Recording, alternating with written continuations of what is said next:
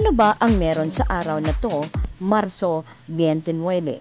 Noong ika-29 ng Marso 1848, ang pagbara ng yelo ay naging sanhi ng pagkatuyo ng mga ilog na nakapalibot sa Niagara Falls.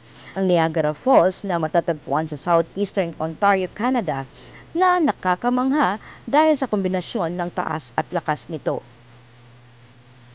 Ang kakaibang pangyayaring ito ay nagpabawas sa daloy ng tubig sa isang lawak na ang karaniwang 3,160 toneladang tubig sa bawat segundo ng Niagara Falls ay huminto. Ang hindi pangkaraniwan at hindi inaasahang sitwasyon na ito ay siyang dahilan kung bakit nagkaroon ng Niagara Falls Runs Dry Day.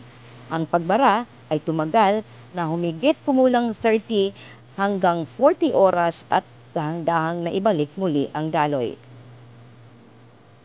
Dahil kakaiba ang pangyayaring ito ay itinuturing na isang araw na nararapat alalahanin at ilagay sa mga aklat ng kasaysayan. Ngayon, patuloy na nagdiriwang ang mga lokal sa Niagara Falls Runs Dry Day.